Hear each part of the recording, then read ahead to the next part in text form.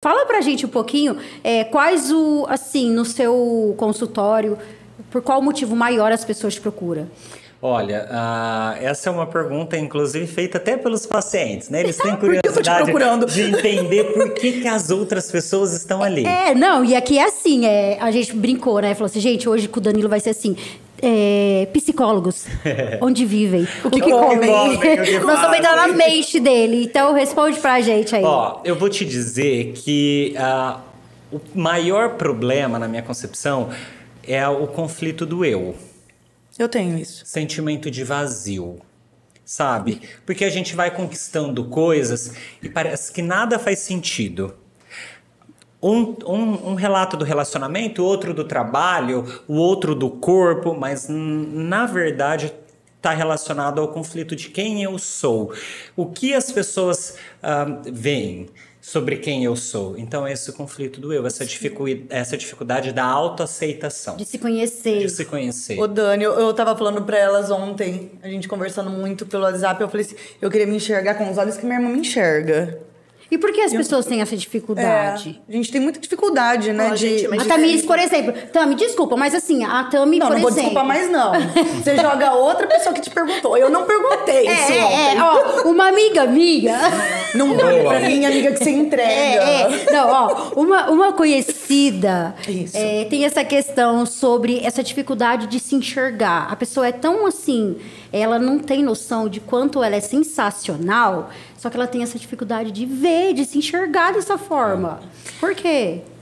Na minha concepção, né? Eu sempre falo na minha concepção, porque é interessante a gente analisar que cada um funciona de um jeito. Mas analisando como psicólogo, eu percebo que esse conflito entre o eu ideal e o eu real, né? A nossa dificuldade na vida é aceitar essas fantasias, os arquétipos, os signos, porque eu tenho uma idealização do que poderia ser o Danilo. Só que no dia a dia eu percebo que eu não sou tudo aquilo que eu idealizo. E do outro lado, de uma outra via, muitas vezes eu tenho tantos atributos e tantas qualidades, mas o eu ideal entende que eu sempre poderia ser melhor. E eu acabo não percebendo aquilo que de fato eu sou. Eu tenho um problema que eu sou muito exigente. Comigo mesmo. E com as pessoas que estão ao meu redor também. Eu sou muito exigente. Porque quando eu gosto, eu vejo que a pessoa pode melhorar, eu fico ali em cima. Olha, faz isso, faz aquilo. Só que... A salvadora. O arquétipo. Tem um ponto. Só que aí eu né? não consigo me salvar, entendeu? Tem um ponto, assim, porque hoje, muitas vezes, eu me anulei pra ajudar os outros. É interessante, né? Falando como psicólogo, mas não uma consulta. Mas eu gostei de uma consulta. Tá bem. Não, hoje a gente tá aqui pra entender a tua mente. Então, ótimo. Isso, é igual aquele esquema do avião, né? Você tem que primeiro colocar o oxigênio em você, a máscara em você, senão você não salva nem você nem o outro. Eu ia morrer com a pessoa. E pelo olhar da psicologia? É interessante, né, pensar que a necessidade de controle faz isso com a gente. A gente quer controlar tudo, mas por quê? Eu gostaria que as coisas fossem daquele jeito, porque eu imagino que o melhor para o outro seria aquilo. No entanto, o nosso cérebro... É aí que a gente... Boa, Camila. É isso mesmo, a gente vai se reconhecendo. O bom é que ele vai estar te olhando a hora que ele falou. E ele nem te consultou. Tá vendo? E aí, na verdade, a gente vai se distanciando de quem eu sou. Porque a gente olha... A fofoca é isso, né? A gente critica aquilo que, na verdade, não tem a ver com a gente. Ou me gera algum desconforto. Exato. E quando a gente tenta controlar muito a vida do outro, naturalmente, é porque às vezes a gente se sente falho, porque eu me sinto responsável por aquilo. Só que o outro é sempre o outro, né? E muitas vezes a gente se distancia do eu, né? Para analisar sempre o outro. É verdade. No consultório, hoje, por exemplo, eu atendi umas 3 pessoas e eu usei essa frase. Todo mundo sempre cobra muito amor, né? Porque ela não me ligou, ou ela não me ama, ou ela não fez isso, ou ele não fez aquilo, ou no trabalho não me reconheceram. Eu sempre digo que amor, na verdade, a gente não cobra, a gente dá. Então, quando eu tô cobrando demais, é interessante analisar. Eu estou entregando, e às vezes não é para o outro, é para mim mesmo. Às vezes eu não estou entregando aquilo que eu tenho como nível de exigência, e eu sei que eu não estou entregando. Aí eu vou lá cobrar o outro. Nossa, porque o outro é mais fácil. Aí vai né? cutucar. Vou cutucar. Ô, Dani, Aí depois o marido você que passa seu aguenta, depois né? você passa o telefone, eu preciso de umas consultas. Ela precisa mesmo. Passa. Olha, o diretor tá olhando tão feliz na hora que ela falou isso. Ele só tá assim, ó. Ele atende casal, tá, amor? É, Você isso atende aí, casal? atende casal, Aí, ó. Tá Meu Brasil. Ô, Dani, e pra Oi. essas pessoas que têm dificuldade pra entender o seu eu, tem algum exercício que vai facilitar, ajudar, né? A começar a se conhecer, pra eu falar pra minha amiga. Sim, sim. Ó, então você fala assim pra sua amiga que todas as vezes que ela começar a questionar muito sobre o comportamento do outro, por que o comportamento da Camila, da Fernanda me incomoda? Eu começo a analisar. Gera incômodo onde? Qual conectividade tem comigo? Né? E aí eu já vou começar a perceber que, na verdade, esse é um grande exercício. Tem um exercício que eu gosto e que as mulheres faziam muito antigamente, e a neurociência evidencia todos os dias a importância da escrita. Quando a gente escreve, sabe aquele hábito do diário? De falar um pouquinho como você se sente, o que aconteceu sobre a tua vida? É um processo muito rico para você fazer uma autoanálise, identificar tudo aquilo que você se cobra, que cobra o outro, para se conhecer um pouco. E também tá aberto a errar. Oh, é verdade. E tudo o que acontece em torno de qualquer coisa é que as pessoas não se conhecem. Porque se você perguntar assim, qual que é a tua música preferida? Olha, muitas. Eu sou libriana. Entendeu?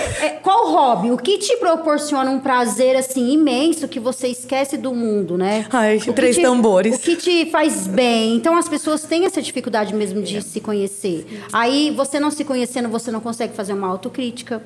Aí eu acho que, assim, você dificulta a sua lapidação, né? Exato. Então, você vai se distanciando do eu, né? Ô, Dani, mesmo, né? outra coisa que uma outra amiga também perguntou, na parte de... Tem de gente solução de- fazendo terapia gratuita.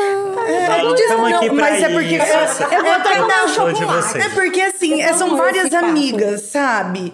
Como chama aquele filme de 21 personalidades? Fragmentado. Fragmentado. Então, é aquela pessoa? Sim. Então, é a minha amiga. E aí... Mentira, a parte doida, não. Aham. Não, a parte psicopata não, a parte doida é assim. Ó, a pessoa que ela tem distorção de imagem. Como que acontece isso na cabeça do ser humano? Que olha no espelho e não Nossa. se reconhece. Vamos estender um pouquinho pro culto da beleza, né? Hoje em dia, todo mundo tem a questão de eu tenho que estar no shape, eu tenho que ser o modelo padrão, eu tenho que estar apresentável. Então, assim, qual é a relação do culto da beleza? Porque isso também gera, porque tem gente que acaba também exagerando ou deprimindo. Sim. Às vezes a pessoa ela tem uma condição e vai se deformando. Você olha pra pessoa, você já não reconhece mais ela, entendeu? E aí às vezes ela e também tem essa questão da pessoa se olhar e não se reconhecer, de não se sentir, não ter autoestima nenhuma. Como que tudo isso tem uma relação aí? Na E verdade, você olha, a mulher é linda, o homem é lindo e não tem Só que ele autoestima. não se acha. Exato. Tem essas cobranças sociais, né? Na verdade, a gente sabe que as pessoas que têm o corpo, a cor da pele, a cor do cabelo, a cor dos olhos, que a sociedade julga naquele momento, porque corpo é histórico, né? Ele muda conforme o tempo. Eu lembro que eu era adolescente e todo mundo falava do padrão de corpo Gisele Bündchen.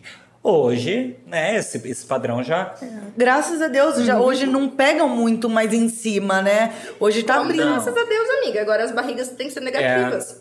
Agora, mas eu falo assim, não adianta fingir. não da magreza, né? Estereotipo. Mas tem Mas eu falo assim, não é aquela coisa igual era antes, que as modelos até passam... Bom, deve ter ainda aquelas modelos que ainda Não, passam muito. mas Sim, antes não mas- tinha nem roupa plus size, né? E hoje já né? fica uma coisa mais acessível pra todos, Sim. eu um acho. pouco mais acessível, mas a internet, ela traz essa pressão. Se você abrir o Instagram, por exemplo, você vai ver corpos maravilhosos. E aí começa essa frenesi da beleza de, poxa, eu preciso ter um corpo ideal, e a gente se cobra tanto. Por quê? Porque eu tenho a necessidade de ser aceito sobre a minha imagem. Eu vou mostrar aquilo que eu sou e, naturalmente, as pessoas vão olhar para você da maneira como você se apresenta. Só que a distorção de imagem, o nosso cérebro tem dificuldade de enxergar a realidade. Então, eu olho para o meu corpo de modo distorcido. São aquelas pessoas que claramente ela não tem uma obesidade, ou ela não tem a pele do jeito que ela queria, mas na verdade ela está sempre se cobrando e sempre se autodepreciando, né? Então ela olha para si de maneira muito hostil. E o que você explica falando nisso, desse transtorno da pessoa não se reconhecer? Aconteceu recentemente, né? Naquele programa da TV lá, que a moça entrou no Big Brother, né? Sim. E depois ela entrou em parafuso, e teve que sair da casa por causa disso. Ela entrou numa paranoia. Nossa, eu também não assisto, mas eu vi alguma coisa, mas eu não... A Vanessa, o que aconteceu ali? Ela teve um choque de realidade? Eu não assisto também, mas eu dei uma olhada, né? Porque repercutiu muito. Essa é uma situação, né? Ela até deu uma entrevista depois para o Fantástico, falando um pouquinho sobre o que ela viveu. Mas quando o indivíduo ele sai da sua zona de conforto, daquilo que ele não tem controle, e ele é exposto a muita vulnerabilidade e muito julgamento, ele pode ter uma distorção, né, psíquica.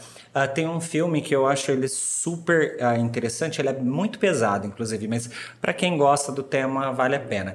Ele chama o Experimento de Stanford. São algumas pessoas que elas são colocadas numa cadeia, e cada um desenvolve um papel. Então eu falo, Camila, você vai ser a detetive, a Tami vai ser o policial, a Fernanda vai ser o prisioneiro, e aí cada um vai desenvolvendo papéis ali. E o que eu acredito que aconteceu ali com a Vanessa é que ela teve uma distorção, né? Aí ela começou a entrar em estados psicóticos. Por exemplo, se eu não me engano, parece que ela falou que tinha um desenho na parede que falava com ela. As pessoas eram personagens. Foi bem sério mesmo. Ela começou a ficar persecutória, acho que recolheu a escova de dente de todo mundo. Achou que as pessoas... Sim.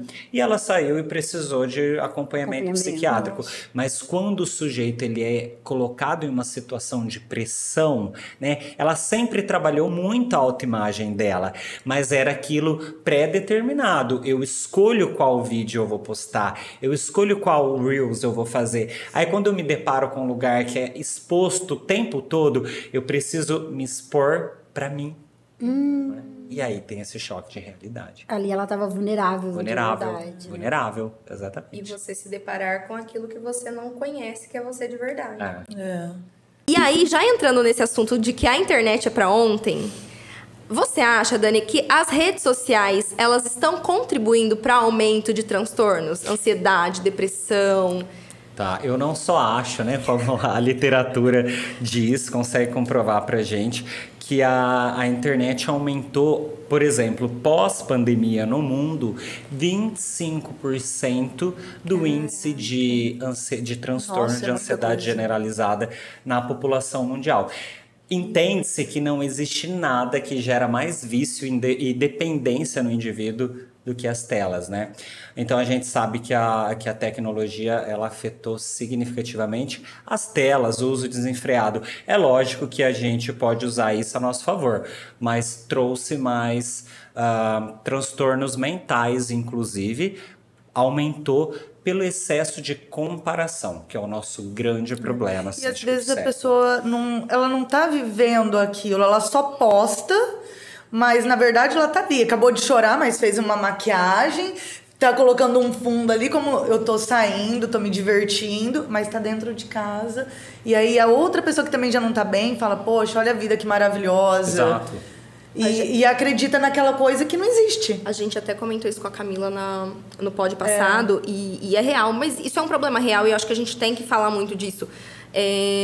Porque, gente, realmente ninguém pode postar que tá ruim. A gente, né, tem até uma frase que até eu usei isso, tá? na minha terapia. Sei. Beijo, Lucas. Obrigada. Você tá impedindo de eu ser louca.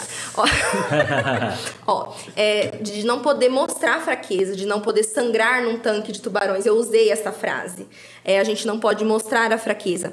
E quanto mais a gente deixa, no caso quanto mais eu deixo de mostrar a minha fraqueza, mais fraca eu me sinto. Então, as pessoas, elas têm que fazer tudo instagramavelmente. Eu não posso postar se não for numa taça tão bonita quanto essa. Ou então, por exemplo, tem uma pessoa que ela começou a fazer um trabalho de blogueira e aí ela postava umas fotos com os pratos, assim, normais, aqueles vermelhinhos que a gente tem em casa. Uhum. E as pessoas iam lá no salão e tal, e falavam, nossa, mas a fulana, ela tá postando lá naquele prato feio, aquele arroz feio. Sim. Gente, ela está dando melhor, ela está fazendo, ela está aparecendo. Essa é a vida normal, essa né? é a vida normal.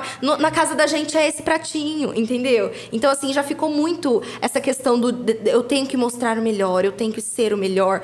E aí a gente... Virou uma competição. Na realidade, a gente vive numa casa que ela não é instagramável, a gente vive numa sociedade que ela não é instagramável e a gente vai adoecendo por conta disso, né?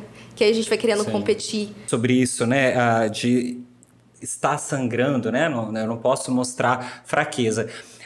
É muito comum as pessoas dizerem, sabe, eu não queria ser fraco, eu não queria estar passando por isso. Hoje, para mim, sinônimo de fraqueza, você não reconhece os períodos e os sentimentos que você passa.